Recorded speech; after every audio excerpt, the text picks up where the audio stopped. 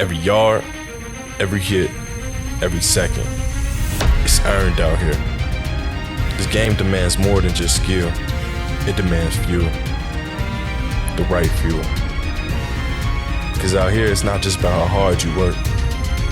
It's about how long you keep going. When the game gets real, drink bottle still. Connor, welcome in. We are past the midway point. Technically, some teams are past, some teams are just approaching as we have a 9-week season here in the OUA, but we're entering week number 5. And what a time it is, Connor. We've got the Laurier Golden Hawks traveling to the nation's capital to take on the Ottawa Gee-Gees, undefeated against 3-1, and an Ottawa team that's looking to make their mark. Yeah, man, coming off a great win against those Guelph Griffins last week, right? And they're a 3-1 team. This is going to be a test for them, though. Laurier is a very, very good ball club. We saw what Ethan Jordan did last week. Obviously, he's still one of the best receivers in the province. But these two teams really, and I did kind of a deep dive on the stats because you know that I'm definitely a stats guy, analytics guy. I did kind of a deep dive on the stats this week for these two teams, as this is one of our football games of the week, and a lot closer than people think statistically. So Laurier is, the big stat for them is their touchdowns. They have the second most touchdowns scored in the OUA, third most in points per game. They're fifth in total offense. They are second in defensive points per game allowed, third in total rushing. That's an important one. So hang on to the third in total rushing stat here. But Ottawa, sixth overall offensively in terms of total offense. They're the fourth most efficient passing offense in the OUA, fourth in terms of points per game. So they're right there behind Laurier. They can keep up with Laurier if it gets to a points per game battle here. But defensively, Ottawa Wade has been very, very underrated this year defensively, it feels like, because they have the fourth fewest points per game allowed, the third fewest yards through the air allowed this year, and they have the second fewest total yards allowed per game through the season. But remember, I said hang on to that third most rushing yard stat for Laurier, right? We know they have a great backfield. We know they have a stable of amazing running backs back there in Laurier.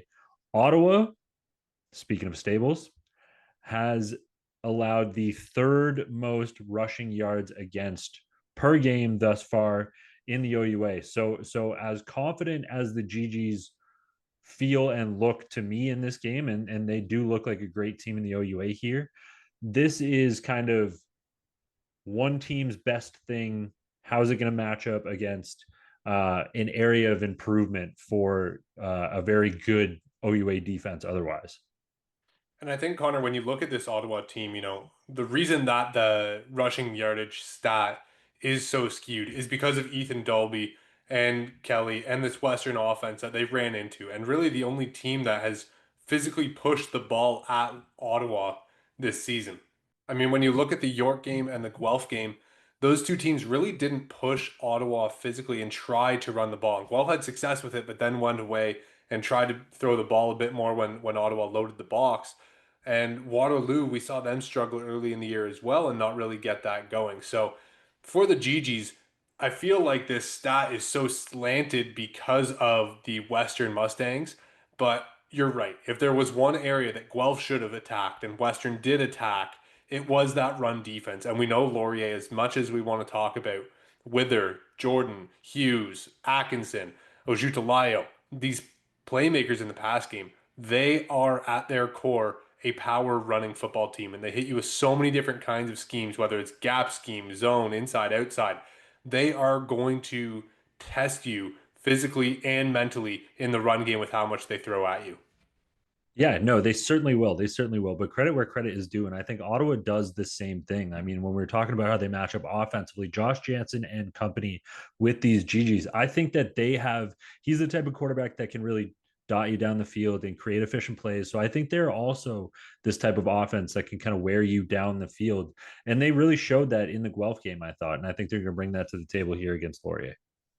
Absolutely. And Connor, for Laurier's defense, I mean, they just cannot, cannot take a single snap off because this offense is loaded, and Avery and the rest of them that you've already mentioned are going to be looking to have a staple and a statement of a game.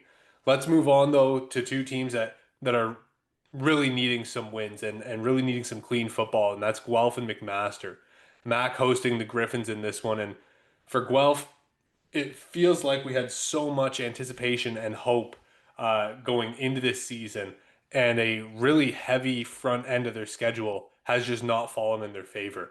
And here they are with a win, looking at a large uphill climb to make themselves comfortable in a postseason position. Yeah, Guelph Wade certainly has had to run that gauntlet early in the season, right? I mean, they've had a tough opening schedule. They do have a kind of, in my opinion, a get right game here for themselves after coming off that loss to the Gee-Gees. And Guelph, as we do talk about this team, we talk about all the time how they have all the components, they have all the pieces, but you know, it's just let's make them all fit together here, because when this football team it is put together and is fitting together, they fire on all cylinders, and they are a super exciting team to watch. A couple bad bounces here and there, a couple bad quarters here and there, but I want to see in this game everything kind of come together for Guelph. Yeah, and conversely for Mac, I mean, just continue to develop Thalman. I mean, he's the bright light so far in this season. Give him some help with a run game, and just let's have him bring a sense of calmness to this field instead of having to make every single play or feeling like he needs to through the run game. Yeah, and he has a tough test though in this Guelph defensive unit, right? Like a lot of veteran leadership on the back end. We know that Mac is one of these teams that likes to throw the ball around field. So Thalman's going to have a test against this Guelph secondary, it feels like. Absolutely. And Connor, when we look at other games around the province, I mean, we've got a ton of opportunities here to talk about big time passing attacks and secondaries. Where do you want to go next? We've got the York Lions, Toronto, and we've got Queens with their 5 interception game last week. I want to travel down the 401 way, but I don't want to go too far. I do want to go to Toronto, and I want to talk about the York Lions because they are on the cusp of starting off this season 3-1 if they can pick up a win on Saturday afternoon against these Carleton Ravens. And that would be momentous, I think, for the York Lions here in this season. You get off to a 3-1 start. You're looking really good. You're looking really solid. The pieces are starting to kind of fall in place. A lot of noise could be made here. Postseason at play at this point. Yeah, I agree, Connor. When we have such a strong team that York has, really shown themselves to be offensively this year, you put teams in situations where the style of play that Greg Knox likes to have really starts to ramp itself up and be more successful, right? These teams that are now having to throw to keep up and match your offensive output, you can really turn up the pressure. And maybe there's a team like Toronto that really just leans heavy into the quick game to take that away. But some teams may not be as successful as the Varsity Blues throwing the ball in that short to intermediate range. And maybe they do get stumped and maybe they do get stymied. But for York to go up, get to that 3-1 plateau, be that close to potentially having a 500 season, this early on is fantastic. Yeah, and they have a veteran offensive group to get this done, I think, led by Keegan Hall. And, we've been talking about him all season, but Carleton allows the most points per game this season. And I think this is an opportunity that York offensively needs to kind of take advantage of, take care of if they want to get to that 3-1 mark. But they are going to have to be wary of this pass rush from Carleton. Xavier Malone is a guy to watch out for because if he gets loose, goodness gracious. But I think it's all about kind of avoiding that aggressive front seven, getting the ball off quickly, dotting it downfield, which we know Keegan Hall has the ability to do. If you don't have any more points on this game, where do you want to go? I'd like to go to the Windsor Lancers and Toronto Varsity Blues. I mean, Stay in your city, right? Windsor has been able to, physically push teams around, and Delaney's been a huge part of this. The running back that has seemingly taken the reins in that backfield. But Connor, they defensively, the Windsor Lancers, have been so aggressive and relentless. The DBs just feel like they're always pestering receivers going down the field. And when we have Toronto, which is such a pass heavy attack going into Windsor, or Windsor, I guess, coming to Toronto, it's a big time matchup for them to be able to attack and get after a secondary that has not really had many weak points this season.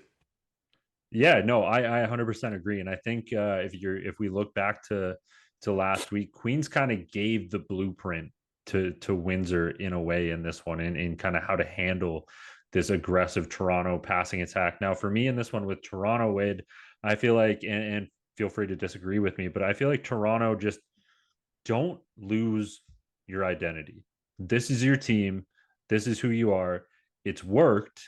One game it didn't work. And now, we talked about how Queens really just adjusted, and it felt like Toronto didn't necessarily make the same adjustments to account for Queens's defense. But I feel like you still in this game can't lose your identity. You can tweak it and tool it, but don't completely lose it in this one. And Toronto does have a good opportunity to kind of throw the ball around the park here, but we got to be watching out for what has been a very aggressive Windsor secondary. I think for Toronto, the last point here is also don't be too rigid. I mean, we talked about the lack of halftime adjustments. It felt like Queens made all of them and Toronto made none of them. Be a little flexible to see what's working and what's not. Last game on the docket, Connor, Queens at Waterloo, a road trip for the Gales in the yellow on yellow matchup. I know it's gold and people are going to get mad at me, but it looks like it's yellow when you're looking through a camera lens. Yellow on gold, I guess we can say. But for Waterloo, you know, some consistency offensively, right? We saw Orr come back last week after being off for a week. How does he build being in the lineup 2 weeks in a row now? Yeah, for me, Wade, I want to look at this one from Waterloo offensively as a whole, because they've only had one game this week they've only had one game this season where they put up more than 20 points. Everything under that has been sub 20, not even at the 20-point mark. And this Queens Gales football team puts points on the board. So far, Queens this year has not gone under 30 points per game. And this is going to be an offensive test for Waterloo. So I'm really looking to see how they step up, how they create opportunities for themselves, and how whichever quarterback it is, Nick or whoever, steps up and fulfills the opportunities given to him and generates these into points.